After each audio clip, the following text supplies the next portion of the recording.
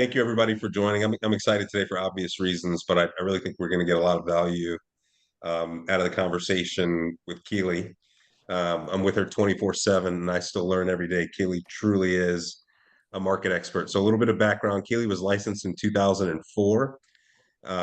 So 20 years now as a real estate agent. This is the only career she's ever had, only thing she's ever done. She has never had a boss. She has always been her own boss for her entire career. So Keeley started in 2004 working with buyers, as most people do.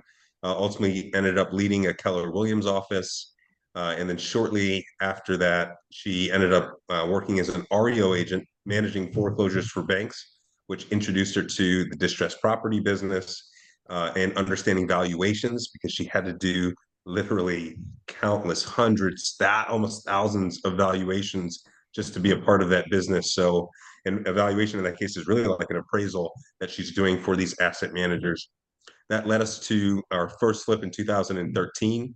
And Keeley has managed projects by herself, front to back.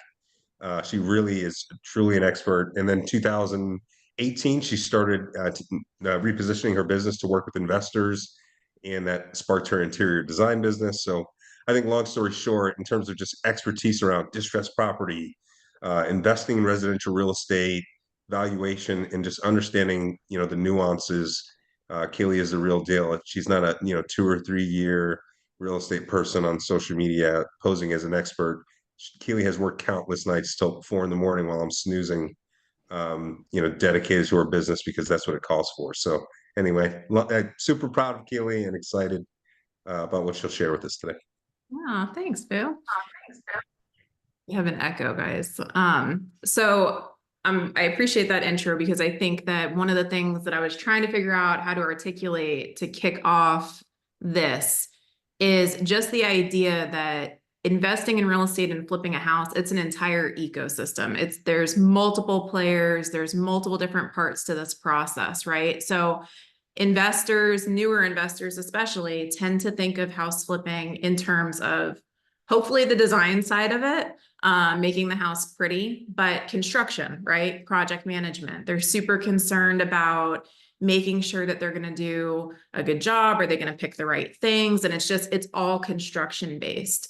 But that's not the entire kind of profit loss in this business, right? And so much money is won or lost in other areas aside from the design and the construction side of it, right? So, your profit or your success in this business, or, being unsuccessful and losing in this business, it correlates a lot with your knowledge of these other parts of the process, these other parts of the transaction. And so some examples of that. So thousands of dollars are lost on things like improper evaluations of properties, poor negotiation, or like relying too much on industry professionals or industry experts. It's your job, it's your money, it's your investment, right? So it's your job to really educate yourself and make sure that you have a comprehensive understanding so that you are not in a situation where you could be misguided, right? And I think this is one of the biggest barriers to entry for people. Like, they don't know all of these initial parts, right? And so the thought process is, I'm going to identify a house, or I'm going to work with a realtor. They're going to find me a house. And there's a lot of like heavy reliance on realtors or wholesalers or kind of these other industry professionals, where in my opinion, that's super dangerous. Like, it can cost you a lot of money if this person is inexperienced, or they're not a market expert in that neighborhood, right? Not with malice, but you can be misguided very easily in this business, right? And so ultimately, and Mark and I say this all the time, like, ultimately, it's completely up to me as the investor to understand my business, understand what I'm going to do with this property, understand the neighborhood and what the market demands of me, right? Understand how to market it, right? I can't just rely on all of these other people to give me that information, okay? And so when I say like thousands of dollars, I'm not just talking necessarily about 1 or 2,000 bucks, right? Real estate investing is not without risk, right? It's a risky business. For the last 5 years, since COVID, basically, since 2020, investors have relied heavily on there not being a lot of risk. They've relied heavily on the market just kind of doing its thing and having this rapid appreciation. And you don't really have to have like a great strategy to win in real estate investing. And most people weren't really losing, right? Because the market was appreciating so quickly that even if you kind of overpaid for a property on the front end, the market was going to make that up for you by the time you finish the renovation. We're not in that market anymore. Like, we're in an interest rate climate where buyers are fearful, and it's really important to have a strategy. There's still a ton of money to be made, in my opinion, especially in Tampa, St. Pete, if you're kind of in this area. But, our inventory is still low. There's still a ton of money to be made, but you need to be strategic and you need to understand these different parts of the strategy. You can't just go in, find a house, overpay for it, throw some pretty finishes in it, and expect to make money. We're just not in that market anymore. And so when I say thousands of dollars, I'm talking like tens of thousands of dollars, guys. I'm talking about the difference between your project being profitable or not profitable. I'm talking about the potential of losing money at this point, right? And it comes down to, and I'm going to give you guys a really great example of this that actually just happened this week with an investor that hired me to design their property.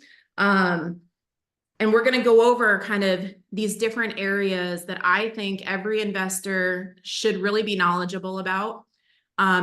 What I would say as well, if you're a new investor, don't get overwhelmed by this. Like, if you haven't done your first flip yet, or if you maybe have done 1 or 2 and you're kind of just testing the waters, right? Don't be overwhelmed by all of this information that I'm giving you. This is stuff that I just think is, do your due diligence, start to understand this process, start to really turn this into a business. And this is the stuff that, if you haven't done a deal yet, it's probably the stuff that's holding you back, right? Because this education and this knowledge, it's going to give you confidence so that you're not scared to pull the trigger. You know if it's a deal or it's not a deal. You know what needs to be done to the house, right? So a few things that we're going to go over. Things that I think you must be knowledgeable about as an investor. And this is going to be kind of at a relatively high level. So if you guys have any questions, feel free to like drop them in the chat. Mark's going to keep an eye on that, or ask them. You're free to ask questions. Or if you guys want, we do the school lunch thing on Fridays.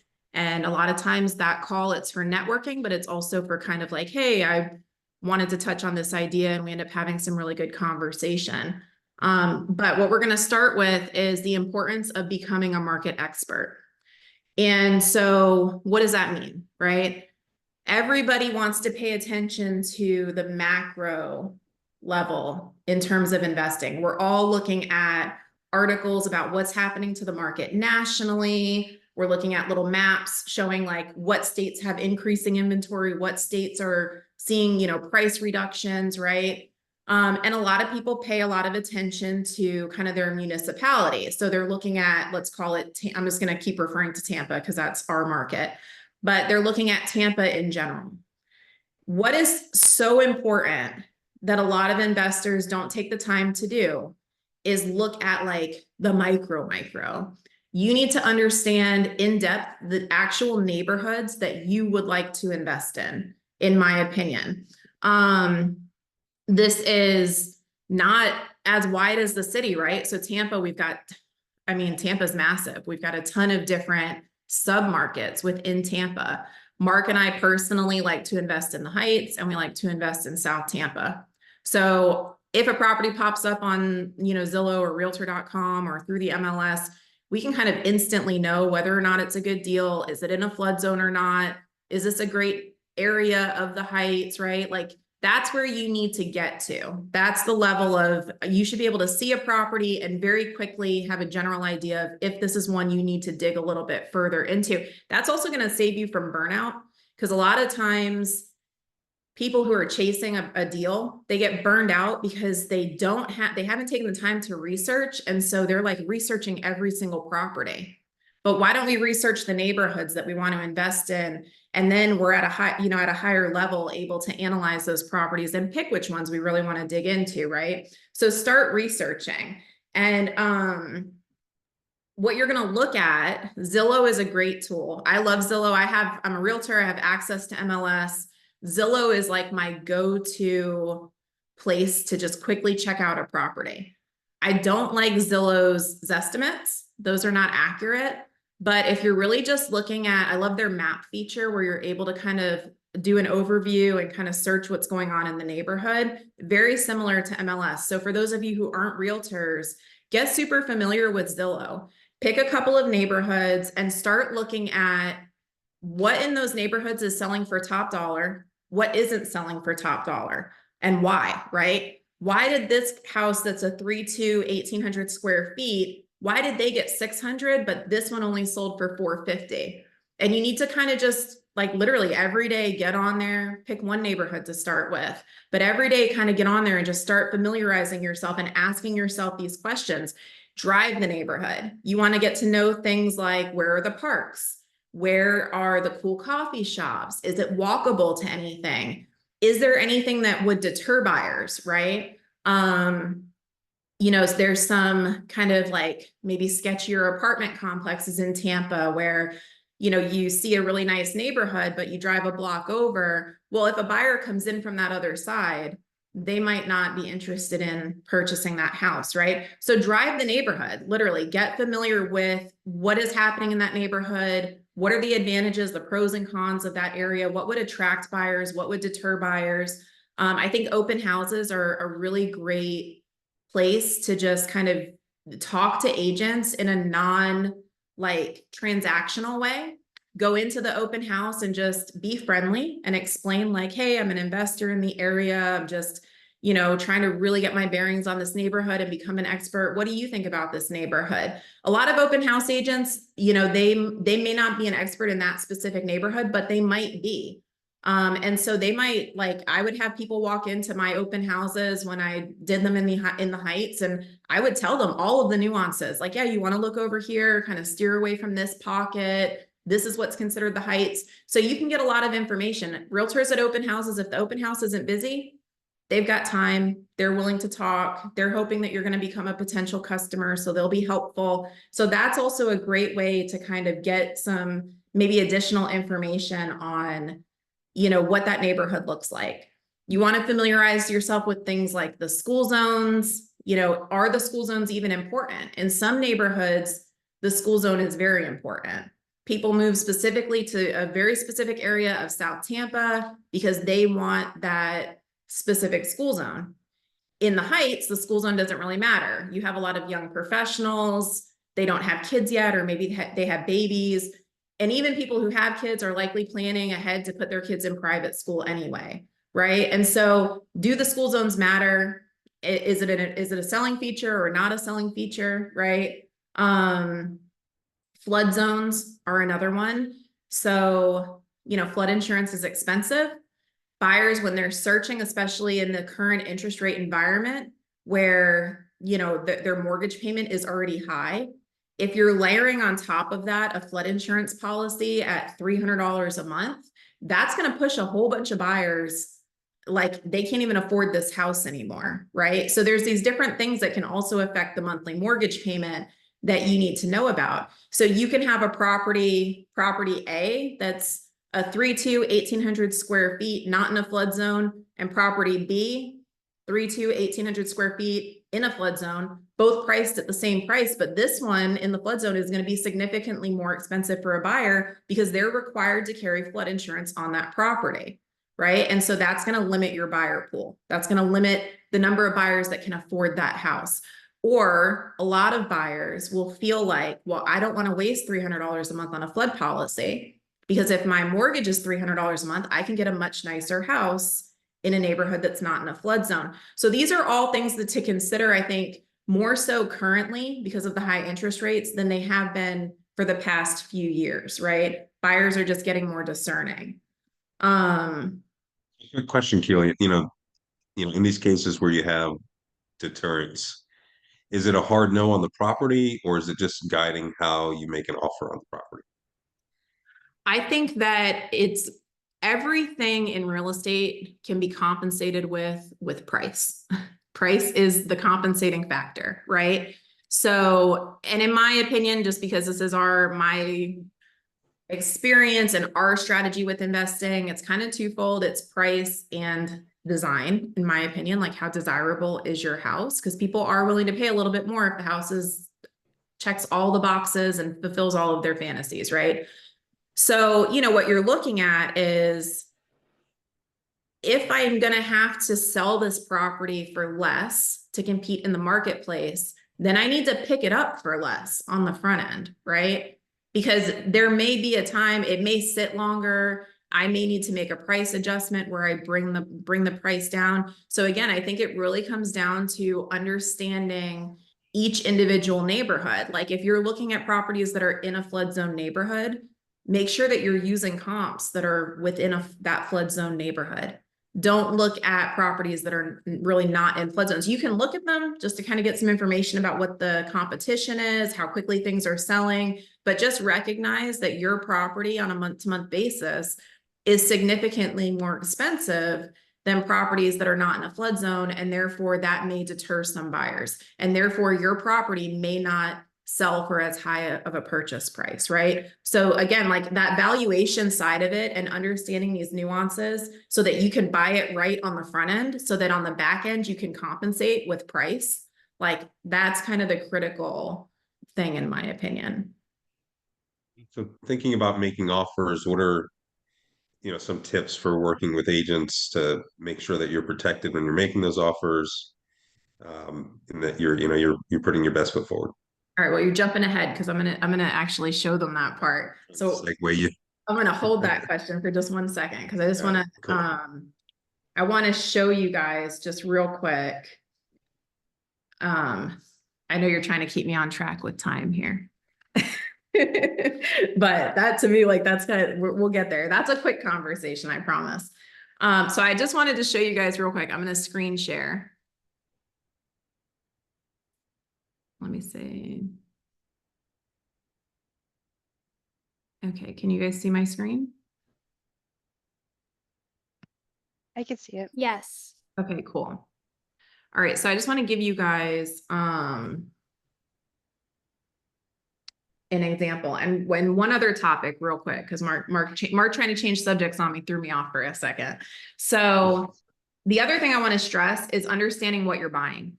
So understanding the vintage of the home, what challenges are you going to have with that vintage of a house, right? Older homes in Tampa tend to have cloth wiring and need a full rewire. They tend to have galvanized pipe.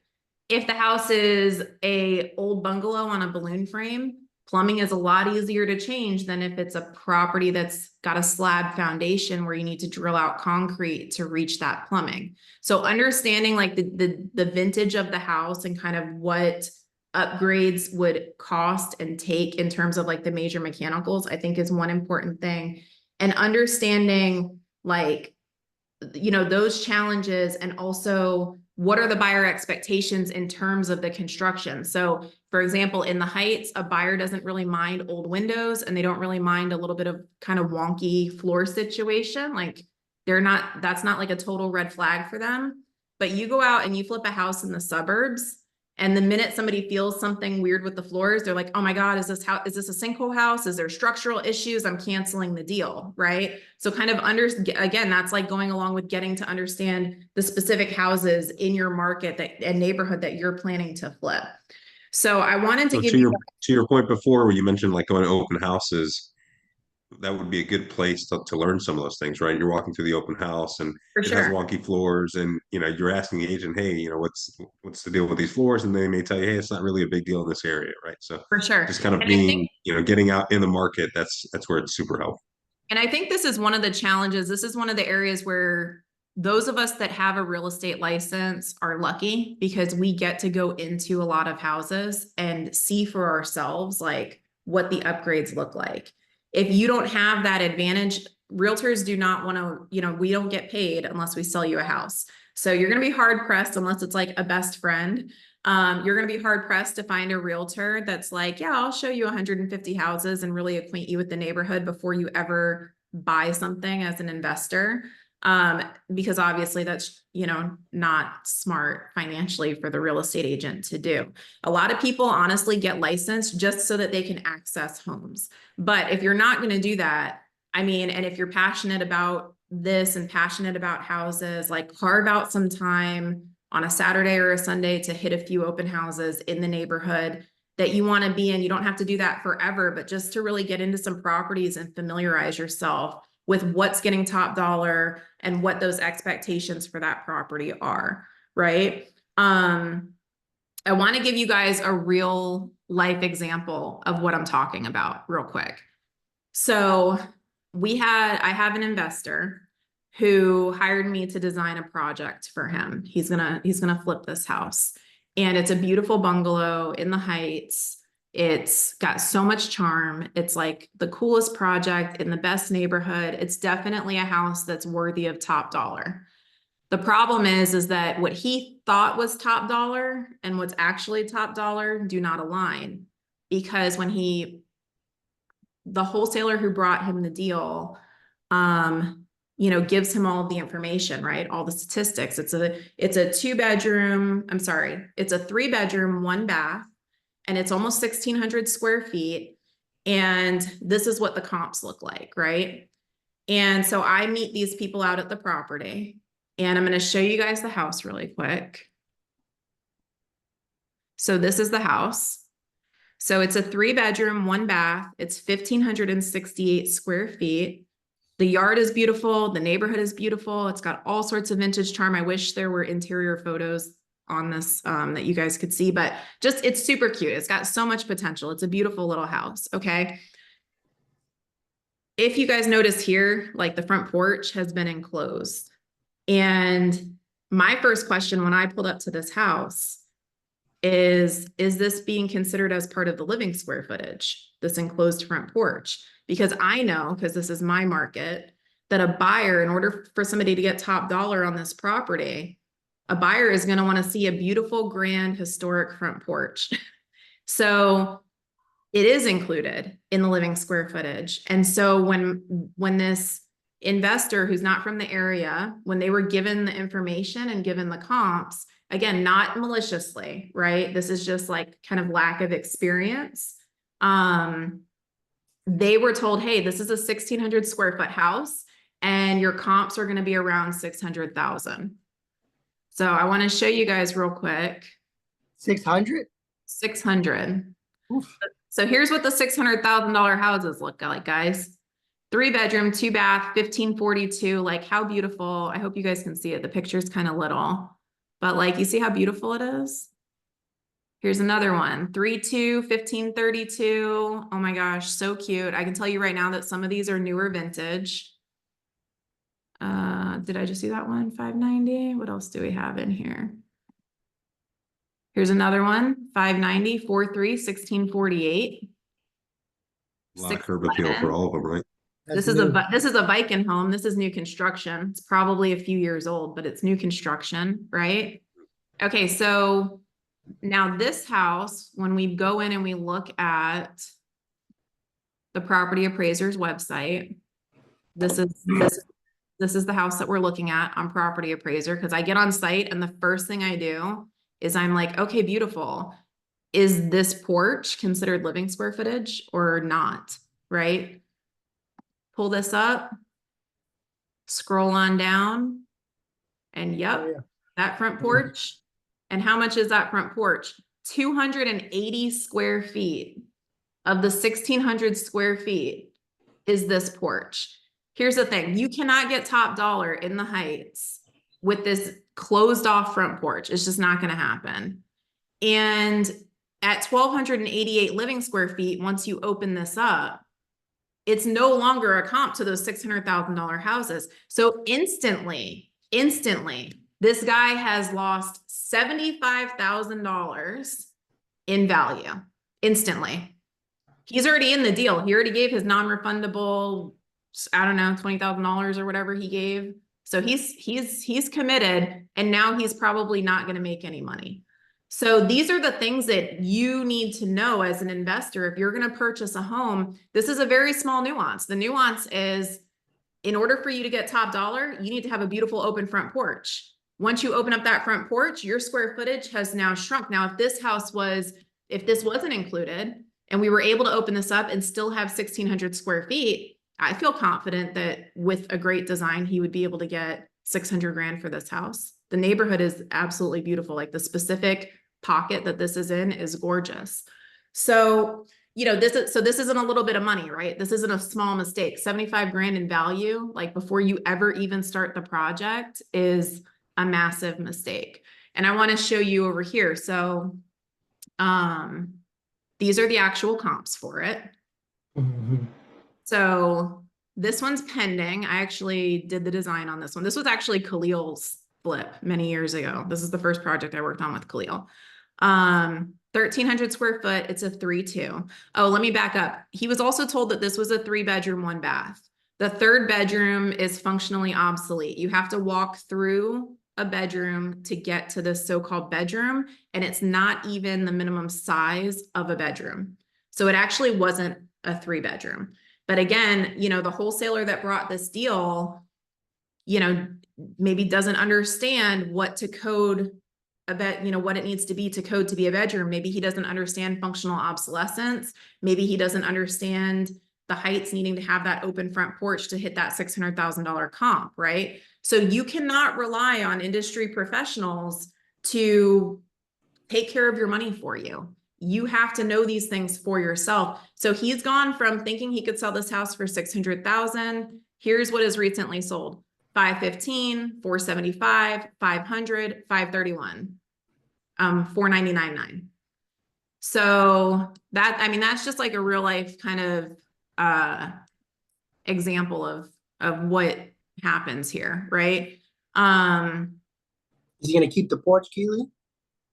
We're opening that Keeping porch it? up. No, yeah, Oh, we're you are opening gonna it. open it up? Yeah, because even if he keeps it closed, like the square footage doesn't matter because it's 280 square feet. That's, 10 feet wide, not even, probably 7.5 feet wide by 30 feet long. Like there's nothing you can really do with that front porch. It's not great living space. It doesn't make sense as a front living room. It's just a wide, narrow space that feels like a front porch that's enclosed.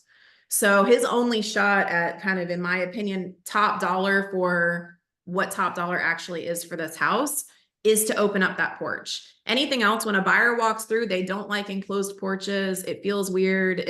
They'd rather have like the big, beautiful character, the charm, right, of the front porch. So it's getting open, and our goal and our hope is that maybe we'd be able to hit 550 if rates come down and the market turns around a little bit and some other things sell and Keeley can work some magic, and we'll see what happens.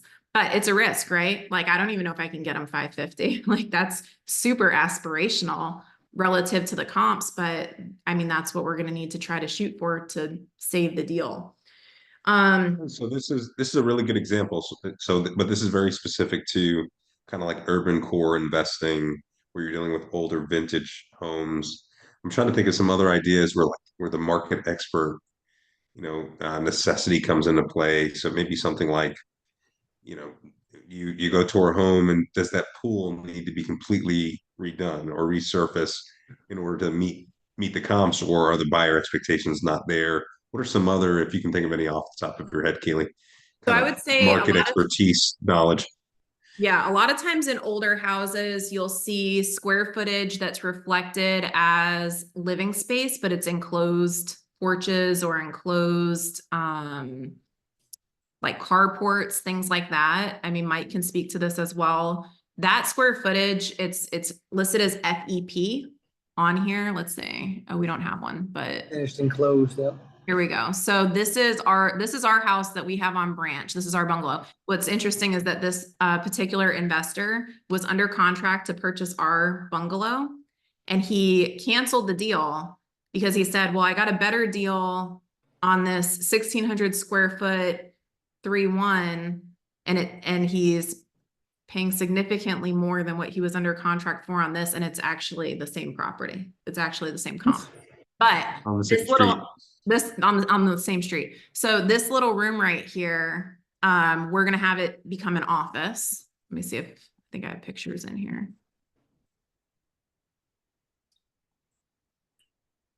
Looks more like a sunroom, right? So it's Yeah, like, it fits as exactly. a good office. Yep, it's a sunroom. So we're just gonna kind of bring it up to, yeah, you can't, I don't have an interior photo of it. It's yeah. Oh, here it is right There it here. is. So it's this little sunroom. So you can see, like, you see the exterior columns, like this was definitely previously, a finished enclosed porch. But when I look at this on public record, like right here, FEP.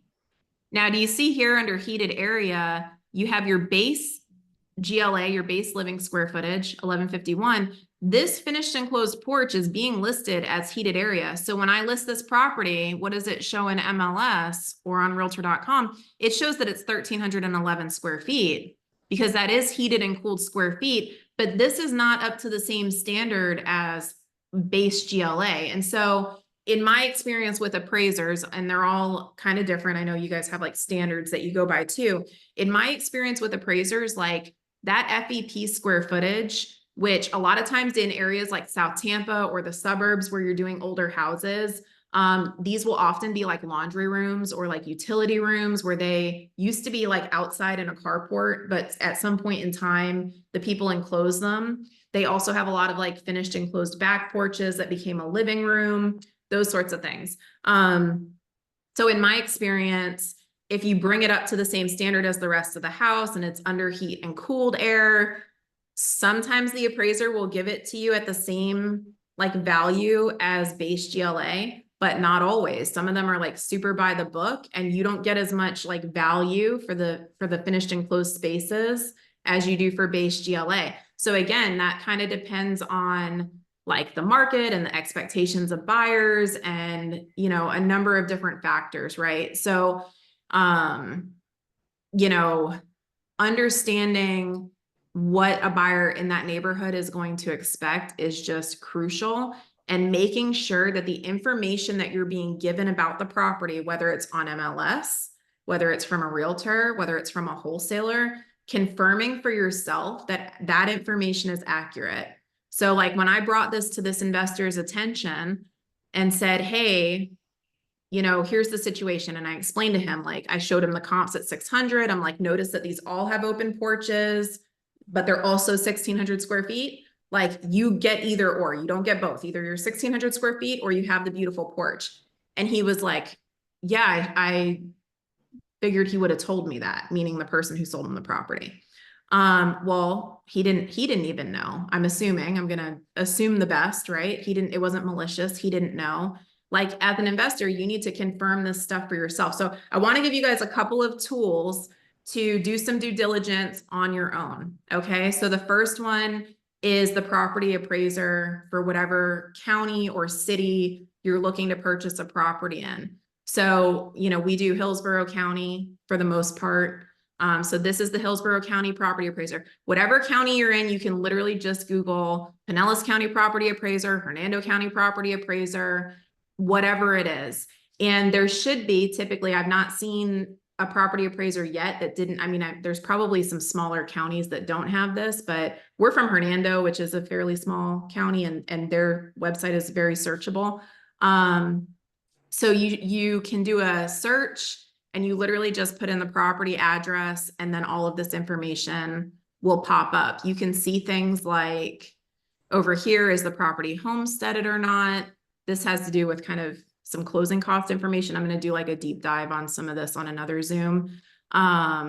Here's the land, here's like the plot, the lot that you can see, the size of that. Here's like the most recent sales of the property. Here's your basic information. The house was built in 1926. It's listed as a 3-bedroom, 1-bath. This is critical, guys, because the property appraiser, for the most part, and Mike, correct me if I'm wrong on this, is going to go off of this property card. Now, a lot of them do their own measurements to confirm, the size of the house and the square footage. But let's say that he does and turns this into a 3-2, but he doesn't permit that second bathroom and it's not reflected on this property card. The appraiser can say, well, this is a 3-1 and kind of give a hard time, maybe not count that second bathroom. This is really like This is what you need to base your upfront offers on. If a wholesaler is bringing you a property and they're saying, hey, I have a 3-2, it's 1,600 square feet, and you come over to this property card and you see that that front porch would need to be open and that it accounts for 300 square feet, then that's either that's just not a deal for you at that price, right? You need to go back to them and say, because they're a lot of times they're doing things in different areas. They don't understand this market nuance. So you as the expert in your market, you go back to the wholesaler and you say, hey, let me show you these comps. And these comps, all the porches are open, plus it's 1,600 square feet. Once I open this, it's going to change it. It's going to bring that value down to 500. Can you do this price? And if not, it's not a deal for you.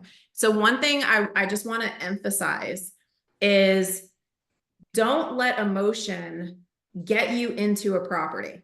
Okay. So many investors, they just have money burning a hole in their pocket. They just want to get into a house. They want to do a project. I feel like there's kind of like, there's three different people. There's the people who are completely scared to start. Okay. This education, this is going to give you confidence to jump in and do your first project. You have people who treat this like a business and they understand all of this and they turn it into a business and they're successful.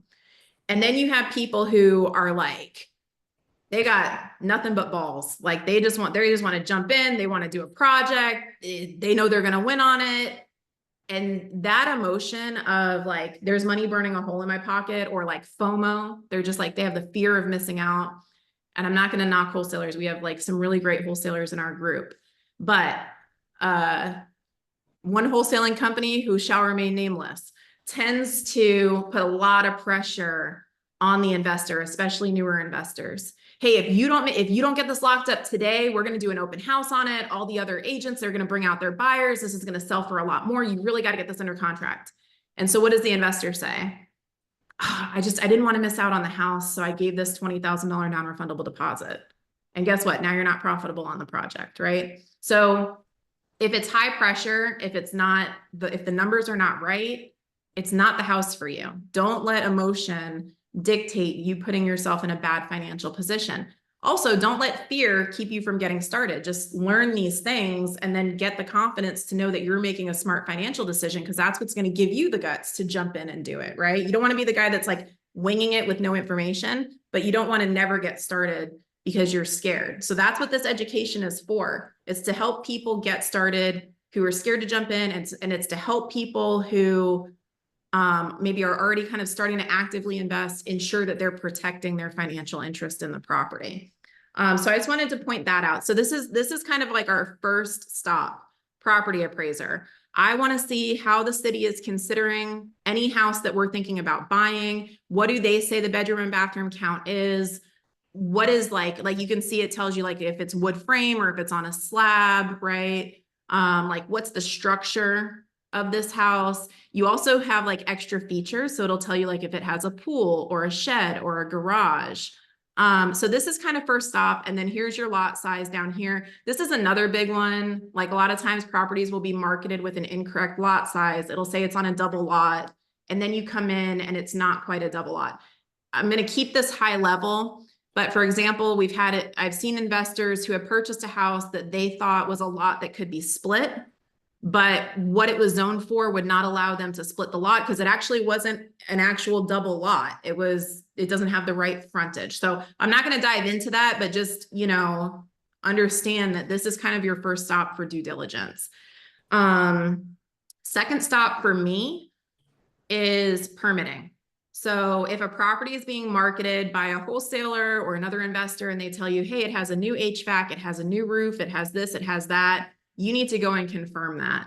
I've had investors pick up properties where they were told it had a brand new HVAC system. They didn't get to walk the property. They bought it sight unseen. It absolutely did not have a new HVAC system.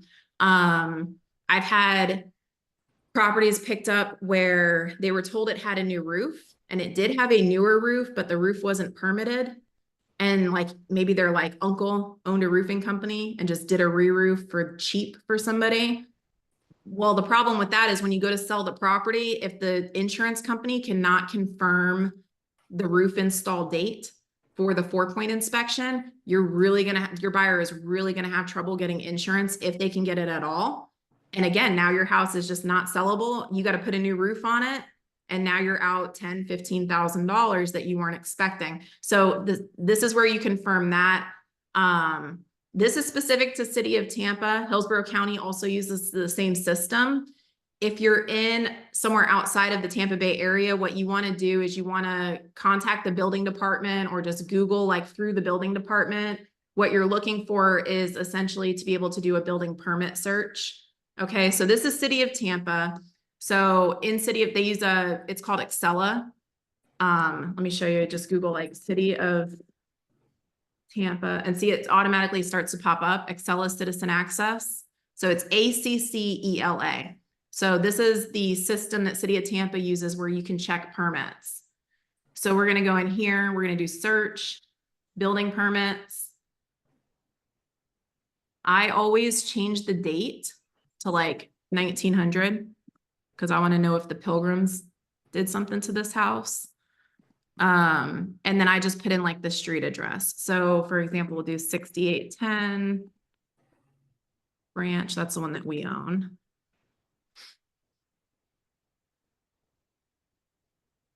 So see on this one, there was a roof done on this property. If there's more than one permit that's been pulled, you'll see like a list of them. But if there's just the one, it just auto populates like this.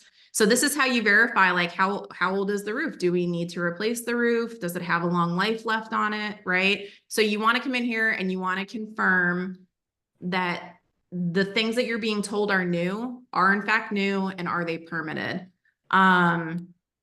So, and again, this is kind of more for insurance purposes specific to the roof in the state of Florida.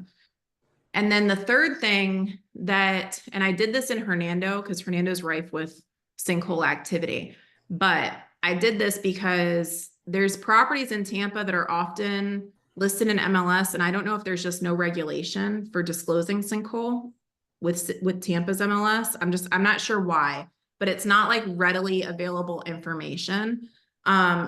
But I wanted to show you guys a couple of ways to like, or the way to kind of search for sinkhole. So you would do that through the clerk of court. I just did Hernando because I was on a time crunch and this is just easier for me to navigate because I know how to use it really quickly.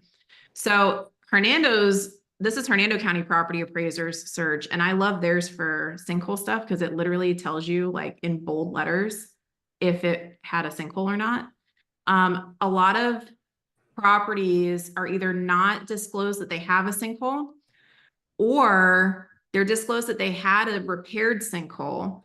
And then when you go to when you buy it as an investor, whether it's cash or hard money, the hard money lender doesn't really dig into this and they don't really care about it. And you're not getting a traditional homeowner's insurance policy, so you don't really have to worry about it. When you go to resell the property, you are not going to be able to sell this house unless you have all of the appropriate documents. Again, this is going to be high level, so I'm not going to dive deep into this one issue. I can do like a separate little Zoom on sinkholes, but one quick area where you can go in and check to see like if there's any trace of a sinkhole is the clerk of court's records for the county. And that's because these sinkhole stabilizations, when they're done, they are like hundreds of thousands of dollars. And so typically the contractor that does a stabilization, the first thing they do as soon as they start the work is they put a lien on the property. So you can go in here, and if you look right here, I just did like a search in the clerk of court under that particular address, just so you guys what it looked like. See sinkhole reports right here. So you want to check these three different sources: property appraiser, clerk of court, and the permitting system, so that you can kind of do some due diligence on the property before you buy it. Any questions on that before I move on? Because the next topic I'm going to jump into just real quick is kind of tips for working with real estate agents and wholesalers. Questions? No? Okay. So tips for working with agents and wholesalers. As a buyer, as an investor that wants to buy properties, one thing that new investors find super challenging is, sorry guys, let me stop sharing this. Okay, so tips for working with wholesalers and investors. One thing that are wholesalers and realtors, one thing that investors, new investors specifically, can find really challenging is getting a realtor or a wholesaler to kind of take them seriously. So I wanted to give you guys a couple of tips for kind of getting properties secured and under contract as an investor buyer. So one of the things that you can do that a lot of investors do is they go direct to the listing agent. Okay, there's pros and cons to that. Pros would be that you could get potentially a better deal on the property, right? Obviously the listing agent is more privy to information. We're under a certain code of ethics, so there's things that agents are not supposed to do and things that they are allowed to do. And sometimes that area can get a little gray. So some of the stuff I'm saying is not necessarily stuff that they're supposed to do, but you might have a better chance at just securing the deal because the listing agent is incentivized because they're getting both sides of the commission to help you secure the house, right? That can also be a con though. That can also mean that maybe they don't give you all the information out. Ethically, they're supposed to, but they kind of are like, hey, I'm getting paid both sides. I want to close this up. Maybe I'm not going to like give all the info, right? So you just want to be cautious with that. I think going direct to listing agent is smart for, you know, kind of ensuring that you're locking up the deal. And in order for an agent to take you seriously, you guys call and you're like, hi, my name is Mike Scarpa. I'm a local real estate investor and I'm interested in your listing at 123 Broad Street. Wanted to get a little more information about it. Don't tell them I'm a brand new investor. I have no experience and just act completely green. They're not going to want to deal with you.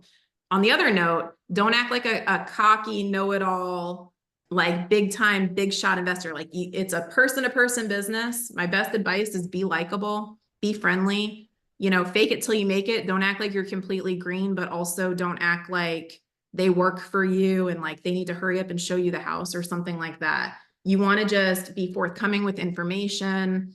Hey, I'm going to be doing a hard money loan. I've worked with this lender a few times. I'm super interested. You're going to have to try to sell yourself, especially if it's a really great house for a really great price. You're going to need to try to sell yourself as why does this agent want to work with you? Why do they want to take the time to show you the house? Because honestly, like as an agent, you get kind of jaded with feeling like, okay, everybody's an investor and you guys are all full of shit. And I'm actually never going to get paid talking to you. So I'm getting back to my Saturday with my kids. Have a good day. So make sure that you're being likable, you're being friendly, but you're also coming off as serious.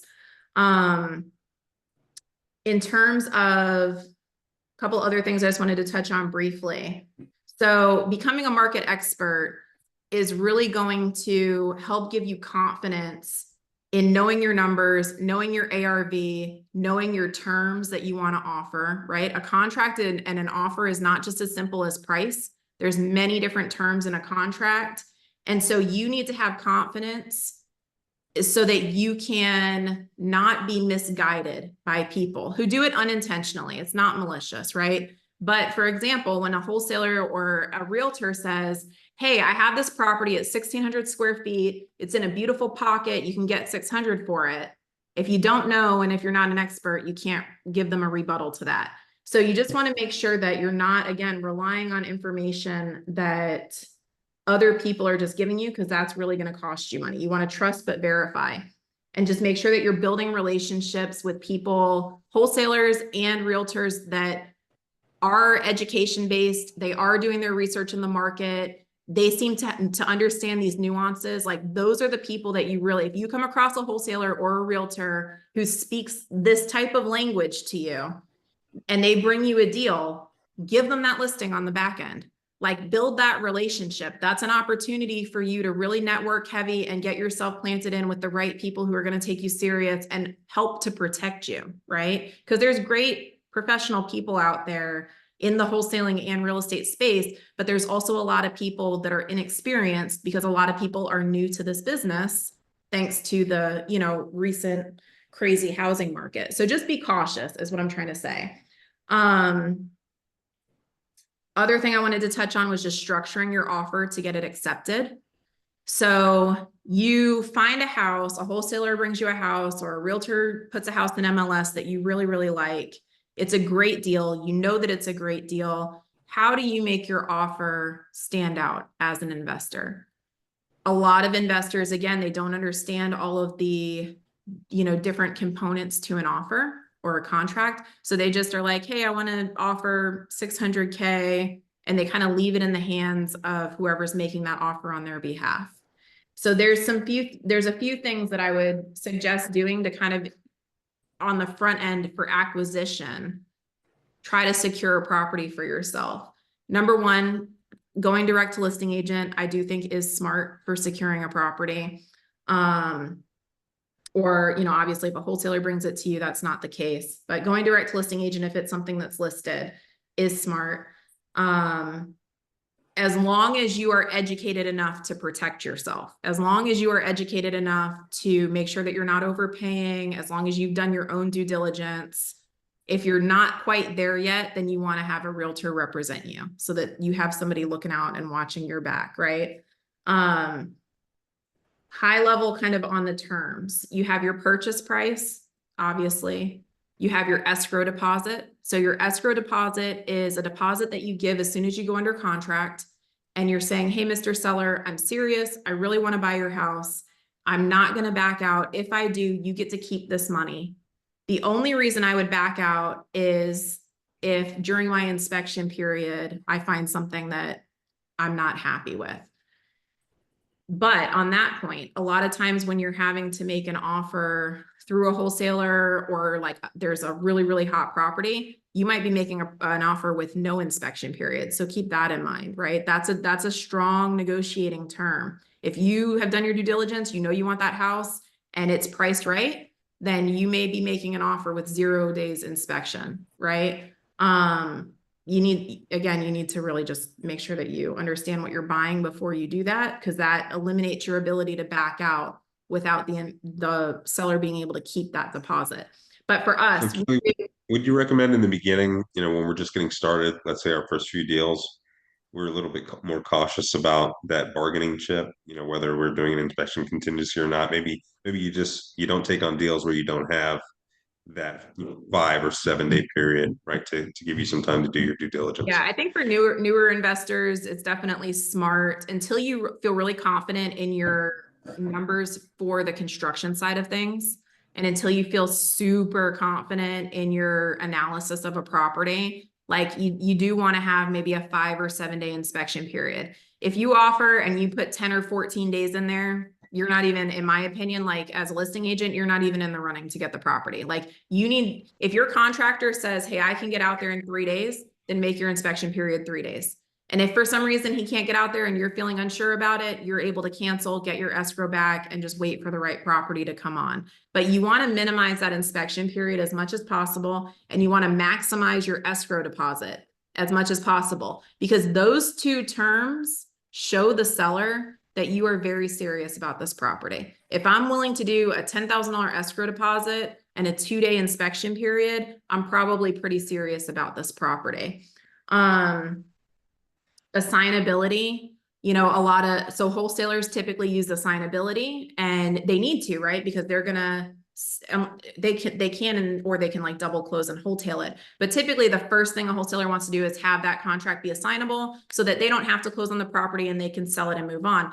As an end buyer investor, one thing that you can use to your advantage is having the contract not be assignable. Like, hey, I'm the end buyer. I'm definitely going to close on it. There may be other wholesalers that are also willing to do the same thing. But if there's, 10 offers on a property and 5 of them are assignable, then it's probably going to get trimmed down to the 5 that are not assignable, right? So that's another kind of little thing that you can do to sway things in your favor.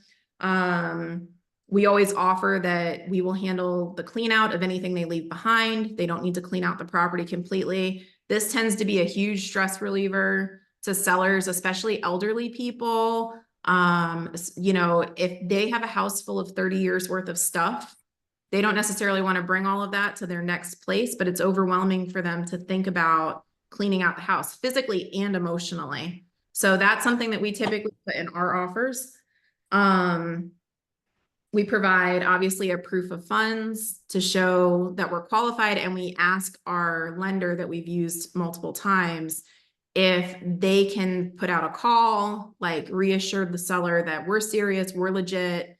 Social media helps as well. I keep preaching this to everybody, but just get on social media and like, if you're doing a project or you do design work or whatever it is that you do, show that you're in this business. You know, that just helps kind of give you a track record as being legitimate. And give the agent a call or a text, even as the buyer.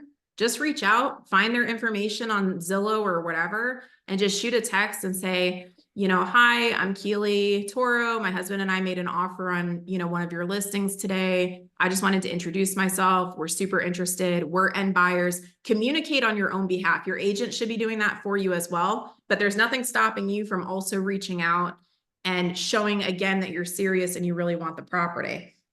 You need to look at this like you're trying to sell yourself, okay?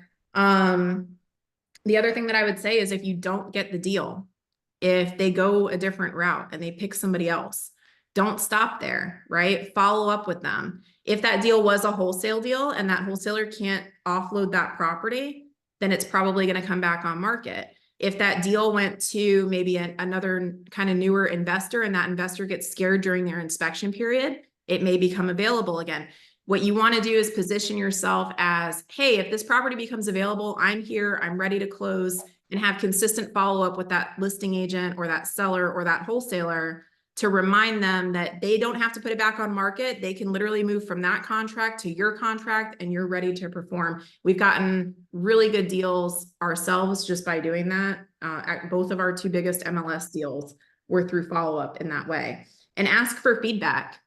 Like, why did our offer not get accepted? Most agents are willing to share, like, they're not going to give you all the details, but they might say like, hey, you were way under the other offer, or they felt like you weren't really serious. And you can use that as a learning opportunity of how to better structure your offers and how to better present yourself, you know, as a buyer, right?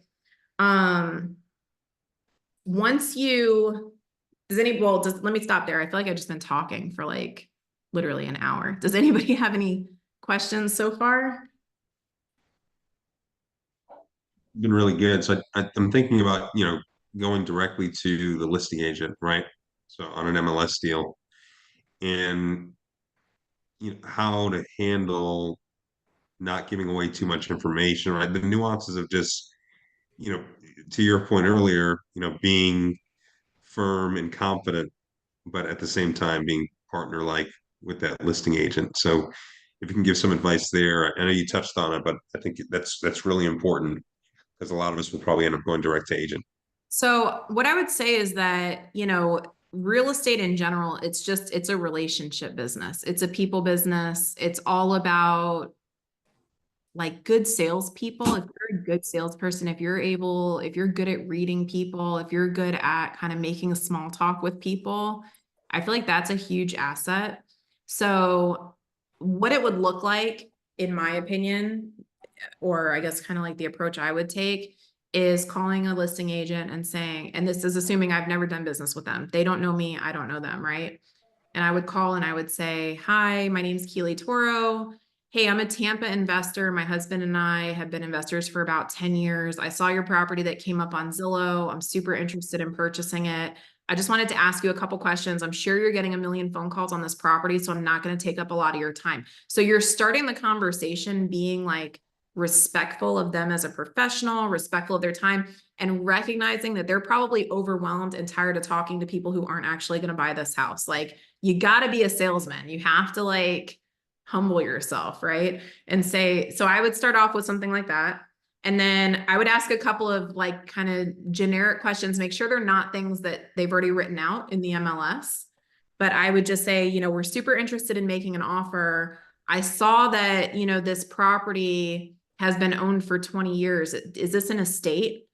And then if they say, yeah, just say, okay, well, I actually just recently purchased an estate property. And I just wanted to know, like, is it in probate or is there an executor? Like, come up with something as to why you needed to get on the phone with them, right? And just make it brief and make it simple. And then say, hey, are you representing any other buyers? I typically go direct to the listing agent. I'd love to make an offer. I'm sure you've gotten other calls like this. I'm an end buyer. I'm not full of shit. Like, I want to buy this property and I want to have the best possible shot at getting this house. I really like this house.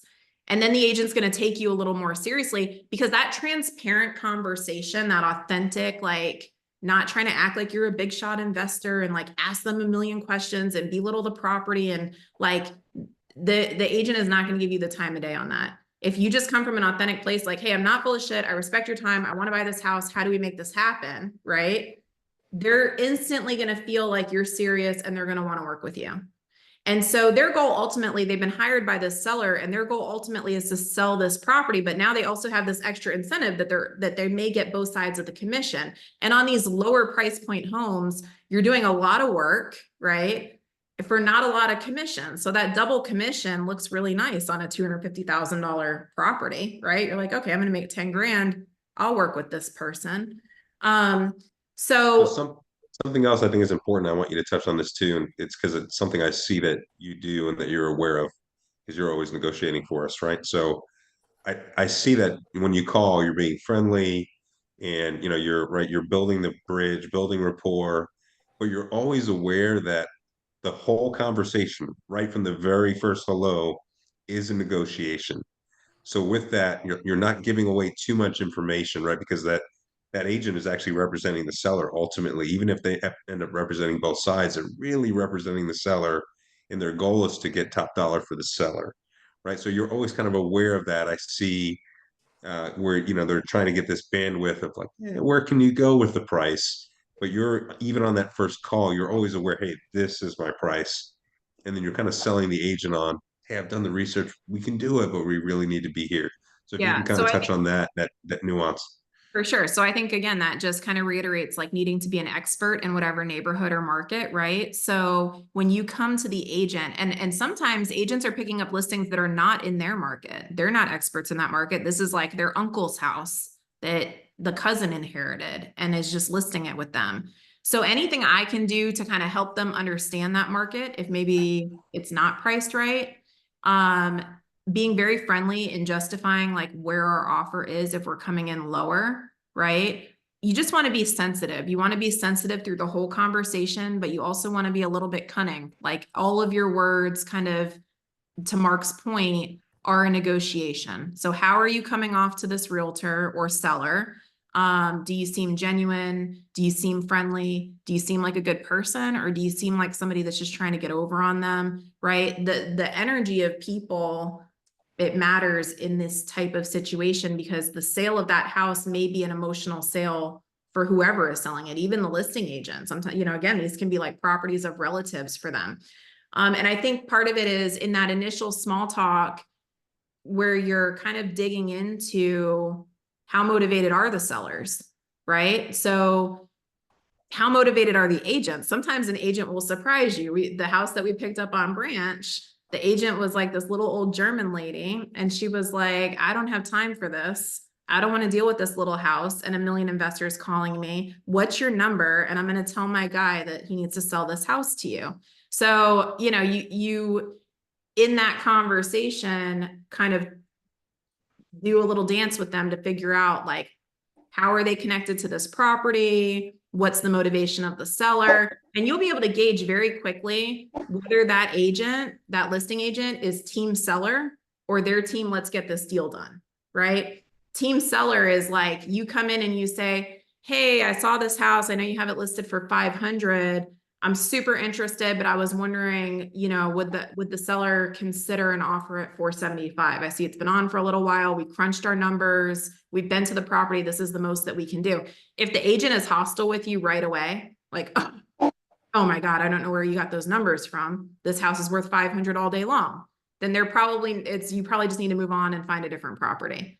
If the agent is like, yeah, I tried to tell my seller that they should have priced it at 450, then you're like, perfect. I want to offer 450. Let's lock it up today and let her do the legwork on trying to sell them on 450 because she already had that conversation with them up front. So kind of understanding like the agent motivation, the seller motivation, and kind of digging in on that to, work with the agent to come up with a number that hopefully works for everybody and gets it under contract for you. I only have a couple more things and then again, if anybody has any questions, feel free to jump in. So the remodel happens. We're not going to dive into that. That's like a whole separate Zoom on just talking about design and permitting and remodels. And we are planning for one of those, but So your remodel happens and you do a bang up job and the house is beautiful and you know you're going to get top dollar for it. So what do you do next? What's the next part of this process, right? I'm sorry, I skipped the part where you actually got it under contract. Okay, so you get the house under contract. I wanted to show you guys real quick a couple of things that we submit to our hard money lender. And a couple of things that you should do once you get a property under contract. So you have identified a property and you were interested in it. And you've gone through looking at clerk of court, you've looked at permits, you've looked at public record, you've confirmed that the valuation is correct, you know what you can sell it for, you're ready to move forward. You're under contract, and what do you do next? Again, a lot of people just kind of stop there. They leave it up to their hard money lender, they leave it up to their realtor, and they just kind of back out and wait for the house to close. If you're doing a hard money loan on a property, the appraisal is super important for the hard money lender. The hard money lender wants to know that they're making a good investment. For us, we want our cash to spread as far as it can, right? So if I have a low appraisal where I need to now bring $50,000 to do this project, that's a problem because that $50,000 could be used to do a whole different house. So it's super important to me that the appraisal comes in right. So what is the appraiser walking into for your hard money loan? A complete junker. And the whole thing is a piece of crap. And most investors do like really crappy flips, right? And the appraiser, they're a licensed professional. They need to protect their license and they need to protect their client, who's the bank or the hard money lender. They need to protect their investment, right? And so appraisers tend to be on the front end of these renovations a little bit conservative because they don't know what the heck you're going to do inside of this house, right? So one of the things that we do to try to ensure that we're going to get as much financing as possible from our hard money lender to minimize our out-of-pocket expense on a property, right? And I think this is important, especially for newer investors who maybe don't have hundreds of thousands of dollars to throw at a property. If the appraisal comes in low and your hard money lender says, hey, we can do this deal, but you have to bring another $60,000 to the table, that might make it so that you can't do the deal. And you've now lost out on a lot of money, you know, being able to flip this house, right? So again, not leaving things to circumstance, not leaving things to other people. We want to make sure that we are actively protecting our investment. We are actively protecting our escrow deposit, because chances are by the time that appraisal is done, we are out of our inspection period if we even had one, and our escrow is at risk. We want to make sure that we're doing all the right things. So real quick, I just wanted to share kind of what our strategy is. Can you guys see the screen? Okay. So we do two things that we submit. This is Mark's forte. This is his funding request. So it's just, you know, he uses rehab, and Mark, you can jump in here whenever you want, because I don't really know what you do. So this is like, he uses, I think, Rehab Valuator to put this together. But essentially it's like a clean, neat, very professional presentation for the hard money lender. It's not something they require, but it gives them confidence in you. It makes you look like a professional, right? So it's got a full breakdown. Mark, do you want to run through what this is real quick? Just real quick. So this is the software that we use. It's an easy plug and play. You know, we really use it just to kind of quickly underwrite or analyze properties. But I think all these other tools are really cool too, right? So this is a funding request. So I actually just type in all the different terms of the project, my rehab estimate, and then there's a button on there where I can put in flip funding request, and this pops out. And I think it's just a 30,000 foot view. Most importantly, what the lender's really looking at is what their exposure is. So if you can go up a little bit, Keely, let's scroll up. So, in this case, as an example, we're asking for 100% financing from our lender, and then they're seeing that the exposure is that total loan amount at the bottom. So in our case, with our structure with our lender, we want to stay at 80% exposure or 80% loan to value or loan to after repaired value. So, it's just a quick way to see, where we are, right? And if you were, for most properties, if you're doing it, let's say, 10% loan to cost, you're putting a 10% down payment on the purchase price. You need to have no more than 75% of loan to ARV, or what they'll consider as exposure. So it's just a quick way for them to see, hey, okay, this is a valid deal. We're at this 80% mark. Perfect. I also like this because it's me offering up points to the lender instead of them running with it. It's a small nuance, but me putting 1.5 points in there, especially if you're newer, it's kind of setting the stage like, hey, I don't want you to charge me 2 or 3 points, which is common if you're early in the business. They may still charge you 2 points, but it's a nice way to say, hey, I'm a professional. This is what we're offering. So yeah, just this quick funding request. Our lender loves this. I mean, absolutely loves this. I know that they definitely approve deals just on the sake that they can see this, they can bring it to their committee because they have an underwriting committee for deals. And they can bring it to the committee in their presentation meeting that they do twice a week to yay or nay their deals, and it's just a quick way for them to say, hey, yeah, this is a valid deal. All the financials work out.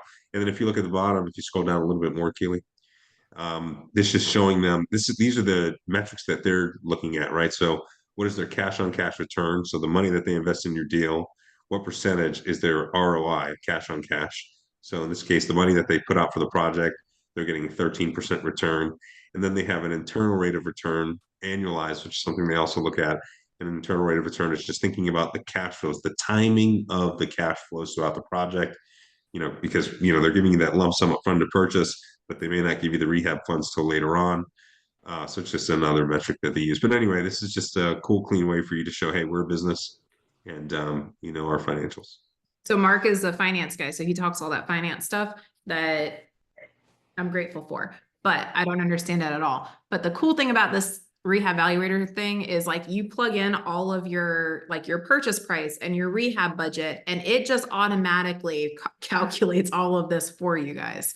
So again, it's like making yourself look as professional as possible. If you want to be a business and you want to make a significant amount of money in this, you have to become a business owner. You have to know your numbers. You have to understand how to present yourself to listing agents and to the bank, right? Because you need money to be able to fund your projects. You need people to take you seriously. So this is one thing that allows you to show like, hey, I'm serious. I'm not just Joe Schmo flipper. So I think this is like just an amazing tool. This changed our business, and it is super helpful, but it pulls comps for you. You can submit your comps. You can submit your rehab budget. So it's got kind of everything all in one. The other thing that we submit is a scope of work. It doesn't have to be as detailed as this, but I want to give the appraiser something tangible, something where they can see what our plans are for this project, how deep into it we're going to go. I think there's a couple of advantages to this. Number one, it shows the appraiser also that we're serious, right? That we're taking this serious and we have a game plan in place. That gives them a little bit more confidence. It shows them the level of finishes so they can feel a little bit more confident in pushing the value a little bit for you. And it also gives them something on paper to protect themselves in terms of if they did give you a bit of a higher valuation, they can say, hey, this is what I was told was going to be done. Mr. Hard Money Lender, this is what you told me to base my ARV off of and my appraisal value off of. And they've got documentation. I think that also makes them feel a little bit better. Mike, do you agree with that? For sure, right? We're going to try to mitigate risk to us. Like in my appraisal, in the additional comments, it'll state that all work done is going to be done by licensed professionals. You're going to pull permits and the quality of finishes, right? So like I actually, when I did an appraisal for this property, I included this whole thing in the appraisal because it's just easier for me as an appraiser to say, these are the quality of finishes, right? So yes, 100%. The more professional you look, like I do a lot of these hard money loan appraisals, and some of them are literally written on a Word document, like chicken scratch, just kind of thrown in. Exactly. And it's like, okay, like what quality of work is this guy going to put out, right? When you submit him something like this, I think the quality is a little easier to the condition, and the quality is definitely easier to not manipulate, but there's always a range of value. So if you have professionalism and it looks like it's going to be top end, you're going to get top end of that range, right? Makes sense, right, guys? So Mike actually did do the appraisal on this one, coincidentally. He does appraisals for our lender that we use a lot, Coastal Equity. So you can see the appraisal is only like 7 pages long or something. But you can see so there's photos of the property. And he's attached to his appraisal the design scope. Again, this kind of solidifies protecting him by saying, hey, this is what I'm basing my value off of. This is why I feel that that value is justified. So, point here being, guys, that again, protect your money, protect your investment, fight for top dollar, fight for the best possible loan terms. Like, this is all kind of part of how do I maximize profit? Okay. If I am not really clear on the after repair value of the house, that just cost me 75 grand. If I'm not buttoned up with the lender and they think I'm a newbie and they can overcharge me by $7,000, boom, that's some extra money. If my appraisal comes in low and I got to bring money out of pocket to cover the difference, well, now I'm short on capital. So again, you're needing to be proactive in the actual transaction and the actual process to put yourself in the best possible scenario financially, both with what the lender is going to lend to you and also what your return is going to be on your investment, right? So we submit these things to the lender and, you're under contract, you are sending all of this off to the lender, you are reaching out to the title company. If you guys haven't watched the last expert Zoom that we did with Amber Griffin, from Boss Law, go back and watch that, or at least watch like some of those little clips that were excerpted from it, because there's a lot of good information in there. But the next thing that you're going to do after you send off your documents and your design scope to your lender to help your appraisal value, is you're going to reach out to your title company and you're going to say, hey, I want to get a permit search done. And please notify me ASAP if there's any open permits on this property, if there's any, anything weird with the title, any liens, anything like that. All of that is kind of like wrapped up into your initial offer. But you're specifically wanting to request a permit search from the title company. That title Zoom, if you guys go back and watch that, permit search is not something that title automatically does. So that's why you're asking for that. You're going to have your inspections or you're going to have your contractor go out. At that point, you may be renegotiating if there's things that come up that you weren't anticipating. For us, for our deals, we tend to like make our offers like kind of as is and with a promise that we're not going to retrade. So we're making our offers, assuming that we're going to have to do everything and assuming the worst case scenario. So we don't really care what comes up in the inspection. But if you're choosing to kind of go in higher to try to secure the property, have inspections, you may be renegotiating, and then you're going to have your closing. That's just kind of the front end transaction. Your remodel is going to happen. And here's another tip on that whole trust but verify. Don't just rely on other professionals. So your GC or whoever it is, they do the whole renovation and they're like, hey, you know what, Desiree, your house looks great. We're all done. Give us our final payment. What we're doing before we give that final payment is we're actually having a pre-listing inspection. I'm bringing in a home inspector to comb through this house as if they represented the buyer. I want to make sure that everything that we agreed to on our scope of work is buttoned up. It was done correctly. I want to make sure that there is no issues with electrical, no issues with plumbing. Roof looks good. It's going to pass a 4-point. If there's GFCIs that don't work, I'm bringing my contractor back out to make any little tweaks. Again, in this market where buyers are fearful, this is going to go a long way toward making sure that your property, when you get it under contract and you resell it, that the transaction is going to go smoothly and that your buyer is going to make it to the closing table. Spend a few $100s on a pre-listing inspection and make sure that your property is buttoned up and there's nothing that's going to come up that's going to completely scare a buyer away. That would be like electrical issues are a huge one. Buyers are already terrified of flippers. Like, we are all scumbags. We're all out to make a quick buck. Everybody cuts corners. Everybody does crappy work, right? When they get their inspection back and your contractor used like Billy Bob unlicensed electrician to save some money and do the work, and there's all sorts of electrical issues, guess what that buyer is going to do? They're going to cancel because they're going to feel like, you know what? I'm not trying to die in a house fire, and these people clearly cut corners, and I'm not doing this, right? In this market, that's it. I mean, in any market, you never want to go back to market, but in this market specifically, especially as a flipper, it looks really bad for your house to go back on market. It looks like there was something wrong with your house that scared away the first buyer. And guess what? The second buyer, they would have to pay for a home inspection. They're like, I don't even want to go under contract on this house because I'm not going to put out $500 to find out why the last guy got scared. Right? So now you're going to have to work extra hard to get your property under contract.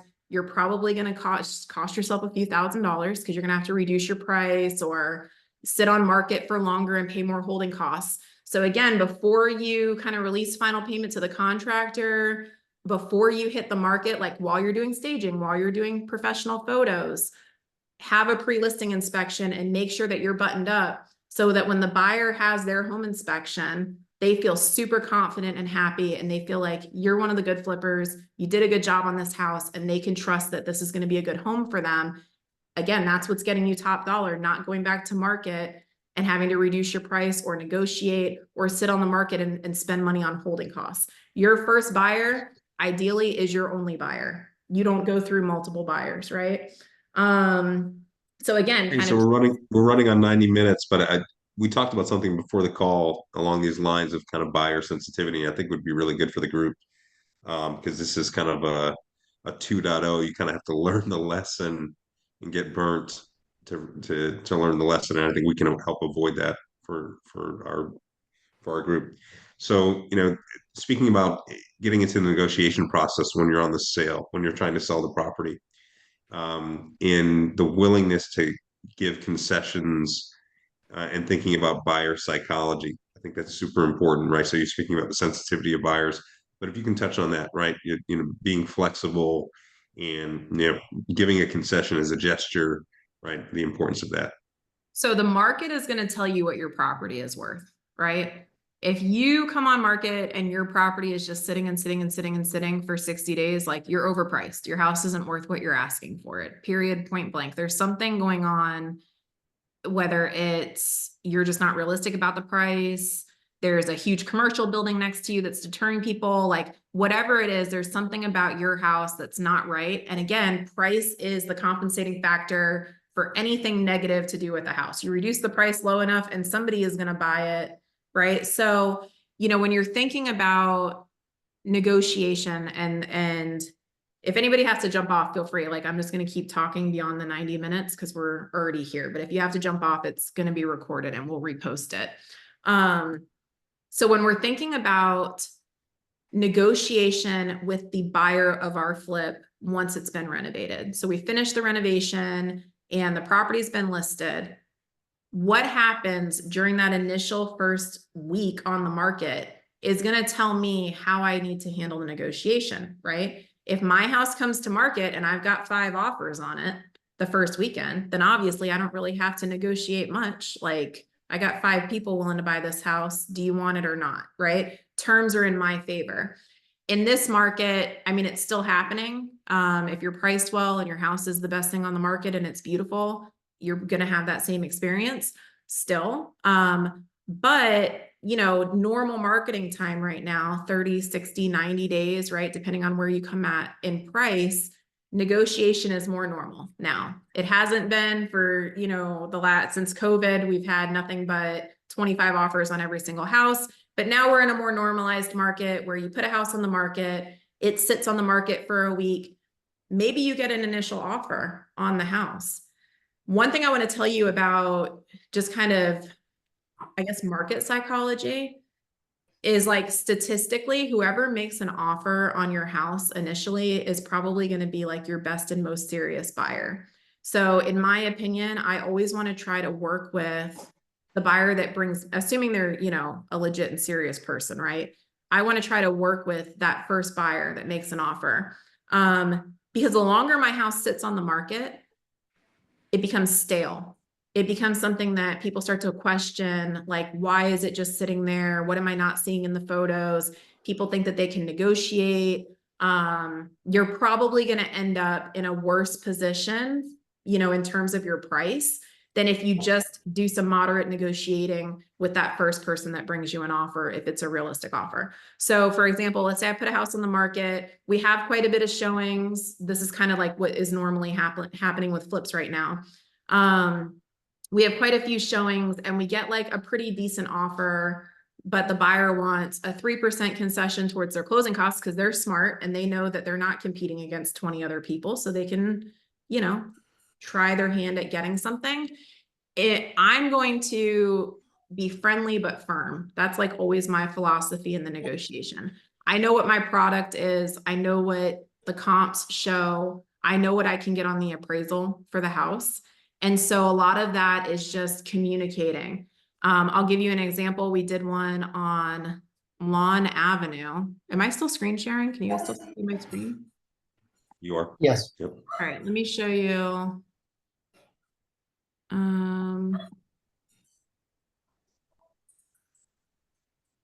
Where am I? Fair Manhattan Oaks.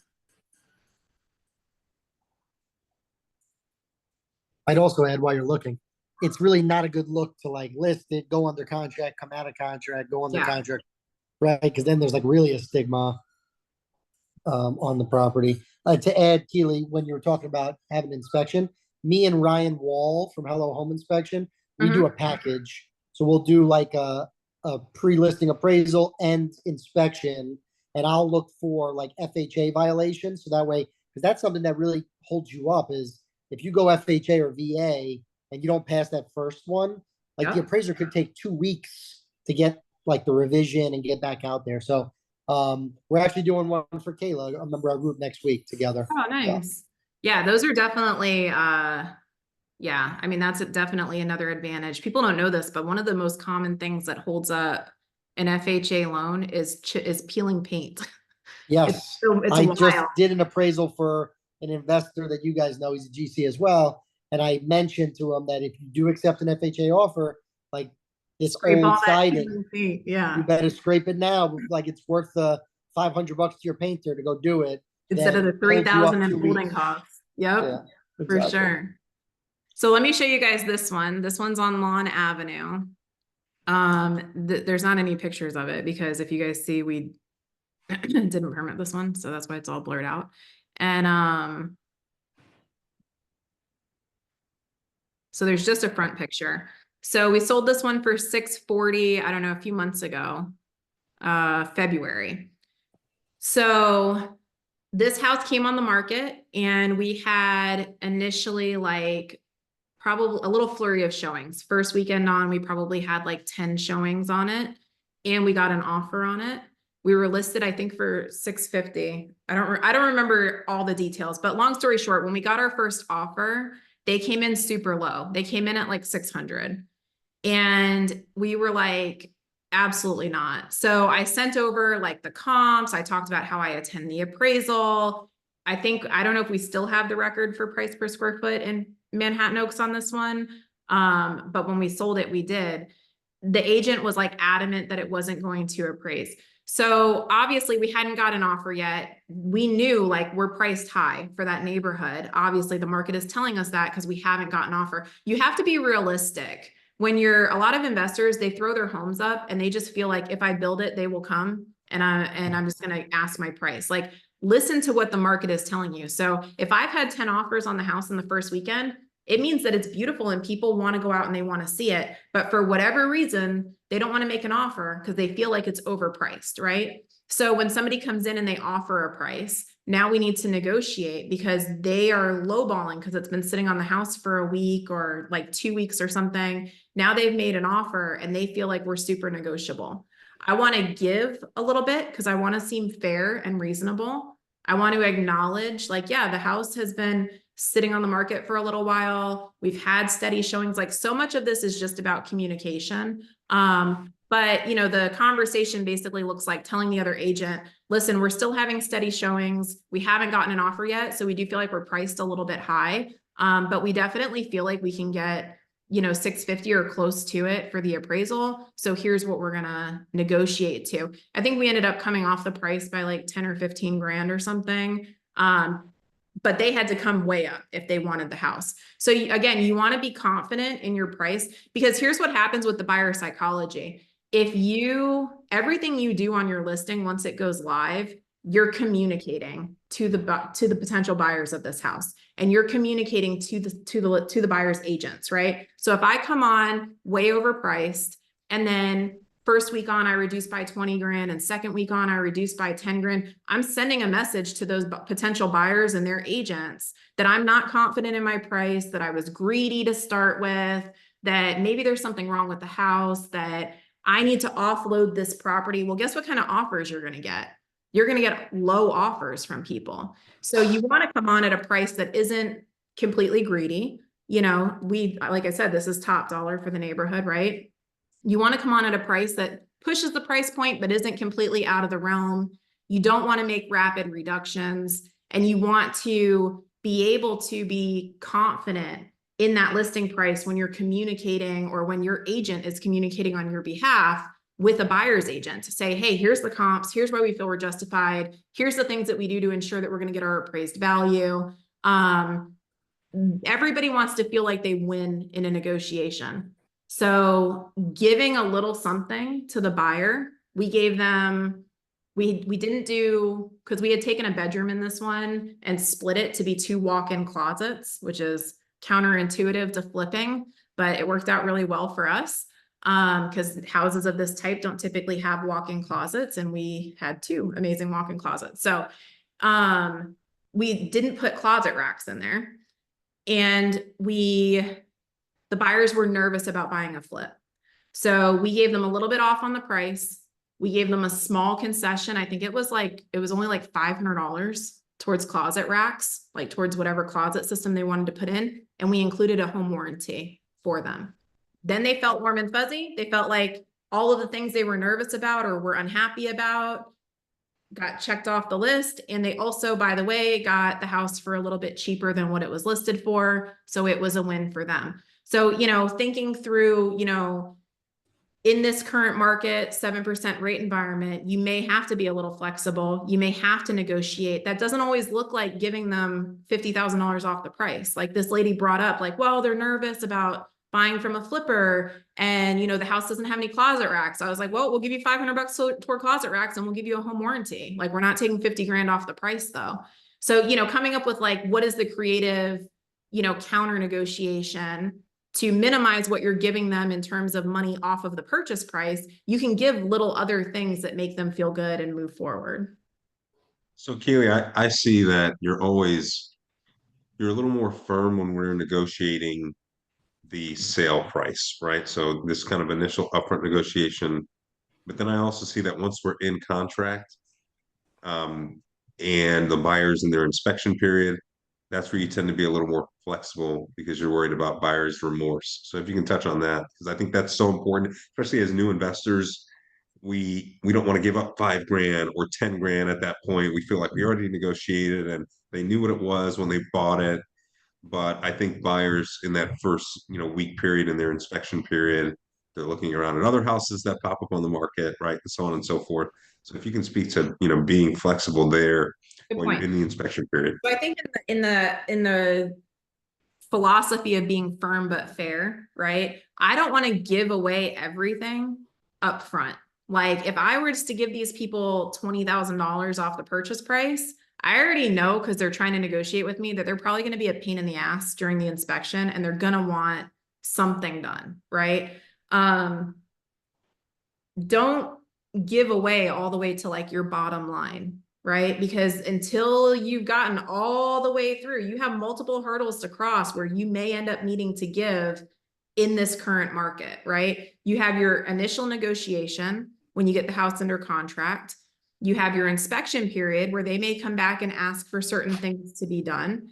And then you have your appraisal. If your appraisal comes in low, what happens then? Not all buyers have money to come out of pocket and pay the difference. Do you want to go back to market if they don't have the money to pay the difference on the appraisal gap?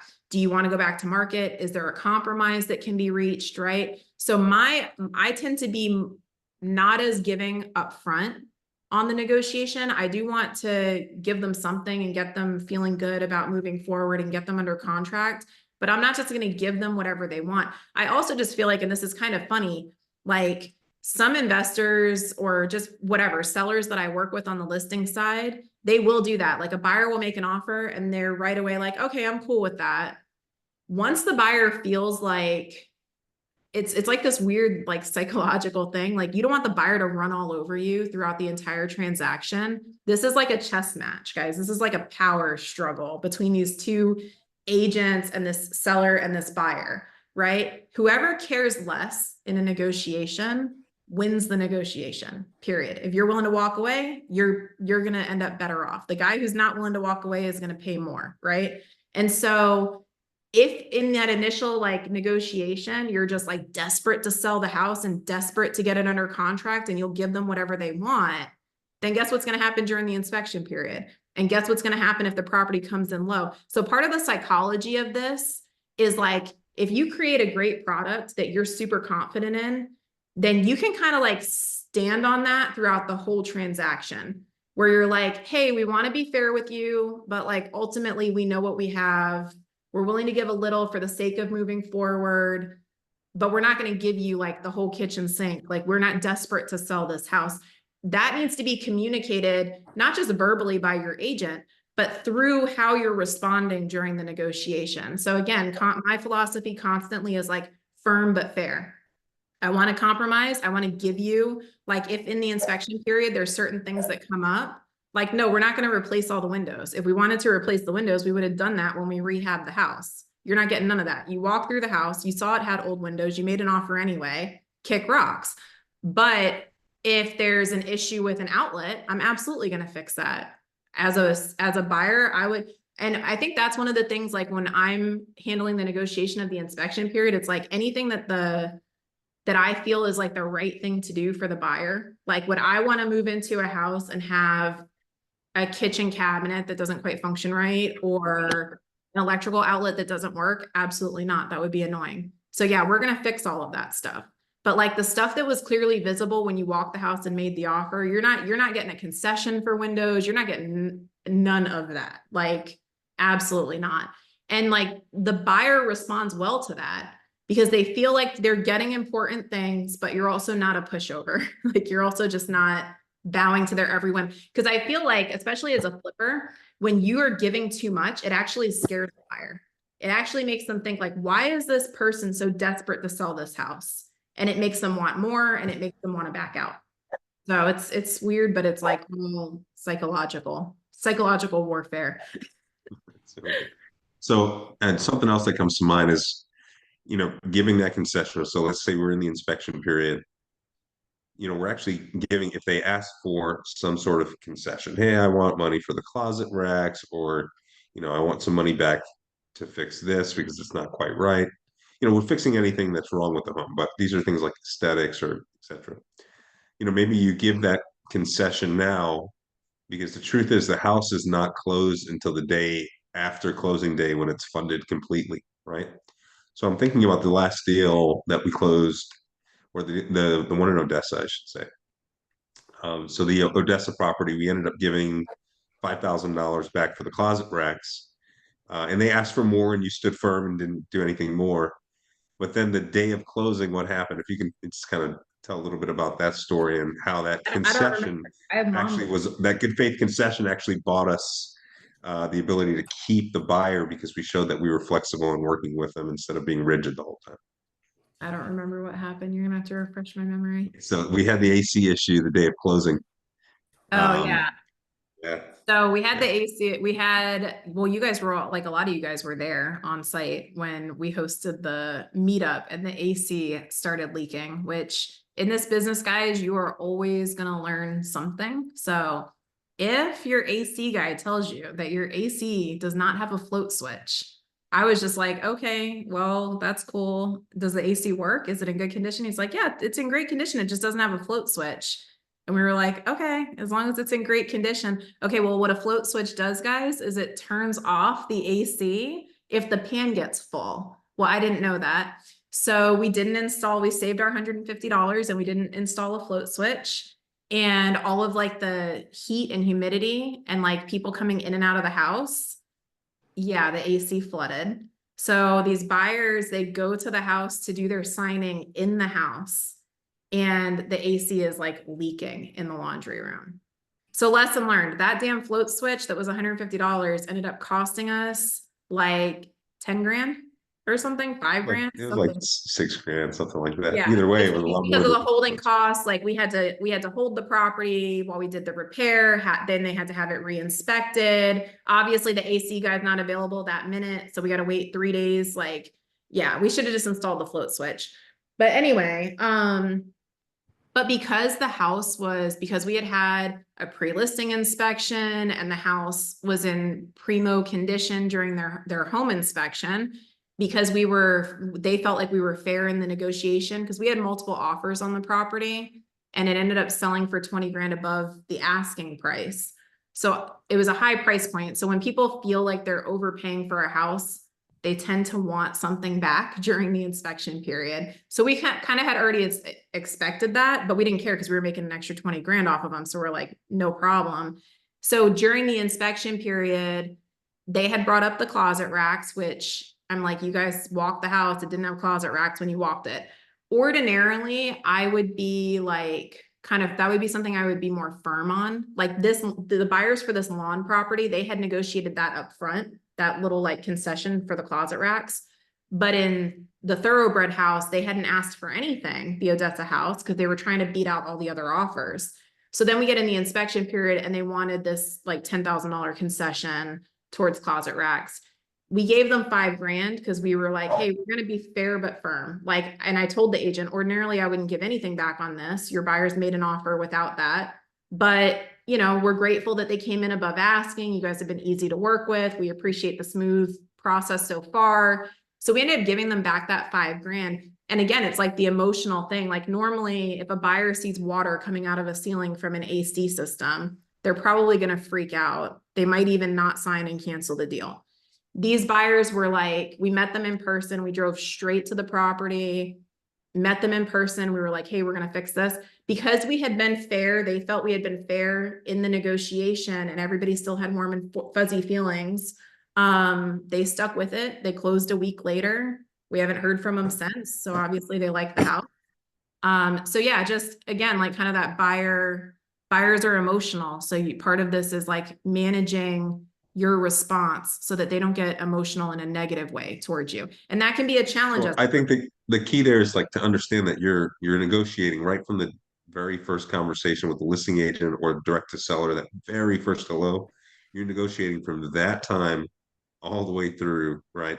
All the way through until you fund the deal on the back end, right? So when you catch that contract on the back end, remember that, the entire time you need to be sensitive to the fact that you're negotiating, because ultimately at any time the buyer can walk away from the property. Maybe they lose escrow, or maybe they have some legal reason where they get to save their escrow.